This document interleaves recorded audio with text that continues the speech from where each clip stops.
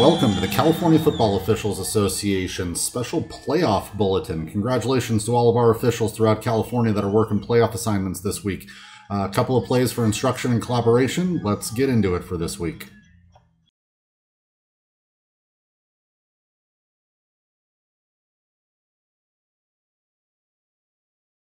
Right. For our first clip this week, we're going to take a look at an illegal block below the waist on Team B, focusing on the action by this player right here. And as you'll see, it's a little subtle and it's pretty far away from the camera there. But this player comes right in and ultimately blocks the Team A blocker right below the waist. I think the crew that ended up sending this into me said that this was not caught on the field.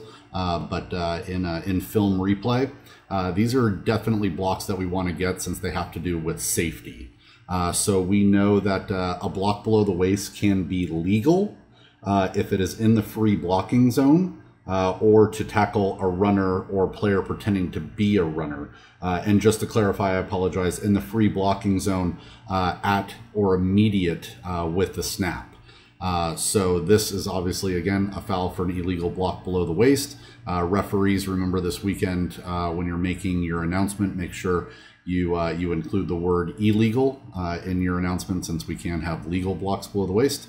But this is something that is hard to defend, especially when it comes to safety.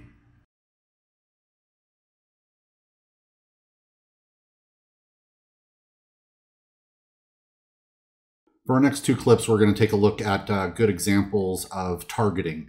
And one thing to keep in mind is that targeting on Friday during our game is a lot different than on Saturday and Sunday and those rules. We do not need any indicators. There's really not a lot of checklists when it comes to targeting on Friday nights.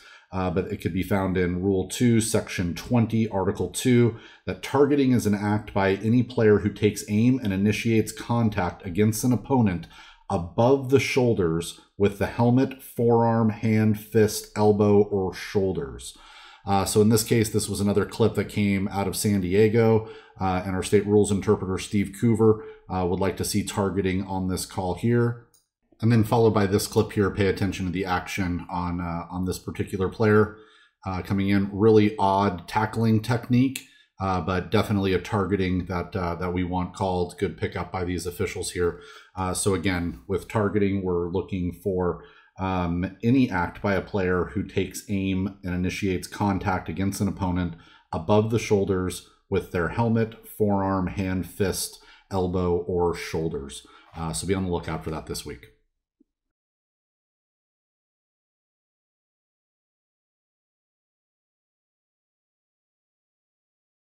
Our next two clips here, we're going to look at some late tackles and some interesting tackles here on the field that we would like called as a personal foul, unnecessary roughness, or even personal foul late hit out of bounds. So in this scrimmage kick formation here, you've got the receiver that's coming back across the field and right at this point gets tackle driven out of bounds and then slammed to the ground there. The film does cut off, but you can kind of see this second act here. You know, if the tackle just kind of ended right here, I would say that it started in bounds and ended out of bounds and we've got nothing. But with this second act here, certainly could support a personal foul for a late hit out of bounds or even a personal foul for unnecessary roughness. You know, depending on, you know, what we're seeing in the game, I don't know that really this is an unsportsmanlike conduct and we want to put this player on a counter here. It does look bad. Given that, you know, they're 3 yards outside of the field of play, but, you know, the contact is initiated and does start. I think I'd want to give this player the benefit of the doubt that he didn't know how far out of bounds he was. There's probably going to be some people that disagree with me on that in particular. But ultimately, personal foul here in this case, we do want something called on the field. Make sure that these players know their boundaries with regards to tackles. And here's another one that we looked at a couple of times this week on the field here. And in this kind of a situation, we would want a personal foul for unnecessary roughness called versus an unsportsmanlike conduct. It does look pretty bad. It's not a legal tackle. It's not a football move that we want to see. Got a bunch of officials with their flags, and a little chaos ensues afterwards that everybody was able to break up and do a good job with. But, pay attention to this tackle. I'll try to slow it down as much as I can here. But, he does pick him up and kind of throw him to the ground. Again, not an unsportsmanlike conduct foul. This would be a personal foul for unnecessary roughness. And then anything that could be dead ball action, pushing and shoving, we can make that the unsportsmanlike conduct fouls moving forward. So again, taking a look at this, everything is legal up until that action right there, but we want this called as a personal foul for unnecessary roughness and not an unsportsmanlike conduct.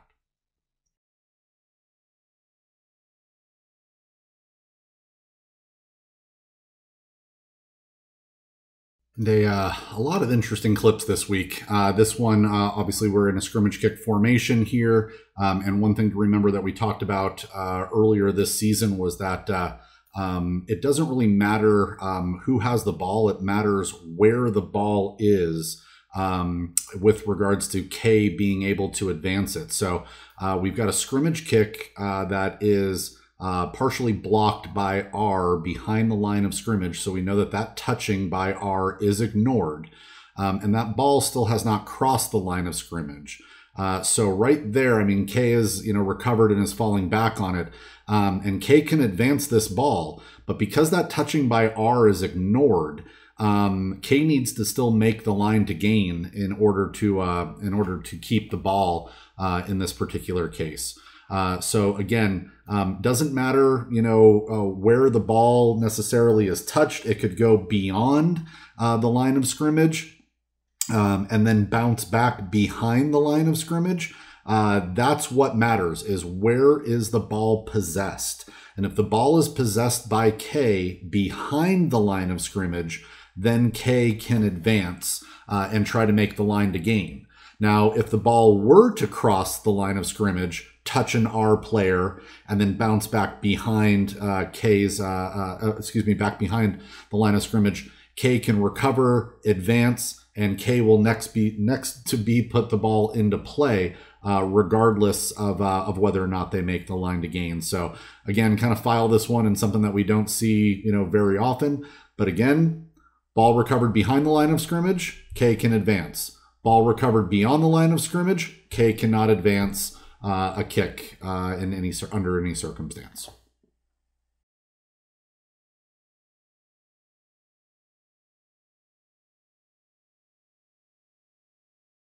So this is an interesting clip that we don't necessarily see every day. Scrimmage kick formation here with a holder 7 yards behind the line of scrimmage with his knee on the ground. So we've got a legal scrimmage kick formation in this case. And then watch what happens here with the holder. There's a muff snap, and ultimately the kicker runs up and grabs the ball from the holder here, and then throws the ball into the end zone for a successful 2-point conversion or try there. So talk this over with Steve Coover, our state rules interpreter, and ultimately, we determined here that the holder did not throw this ball at all to anyone. In fact, the kicker grabbed the ball from him in that particular case. So this would be a legal play. This would be illegal if the holder threw the ball to the kicker or another player with his knee still on the ground. But in this particular case, because the kicker grabbed the ball from the holder, this is a legal play, and we've got a successful 2-point try. So file this in the we don't see this every day, but an official ruling from our state rules interpreter, Steve Coover.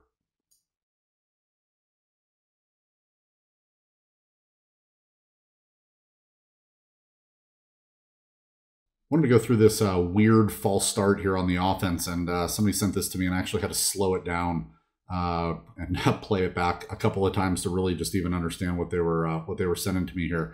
But here you're going to see really the most of the offensive line move before the snap occurs. It looks really weird, and again, I'll slow it down here in this clip where you're going to see pretty much the entire left side of the line, right guard even. Everybody's starting to move a little bit, and that ball is still on the ground. and then the ball is snapped. I think we've all heard, some of the NFL officials, over the years kind of made a little joke out of it, false start, everyone but the center or the snapper, 5-yard penalty, replay second down in this case. But, good get here. I think the flank official at the top of the screen, ultimately had this since it was mostly his side that moved. But umpires, you can certainly get in on that as well. And remember, false start here on the offense is a dead ball foul. We don't let this play go off. So dead ball, 5 yards, and replay the down. So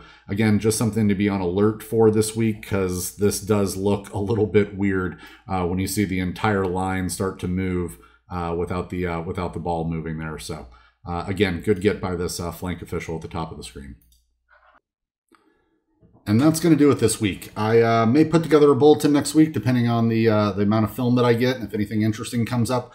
But if this is our last bulletin, or my last bulletin for this season, I want to thank everybody very much for watching these and sending in film. Really appreciate it. Helps me out a lot when folks send in film. I'm going to be doing a series of off-season instruction via Zoom.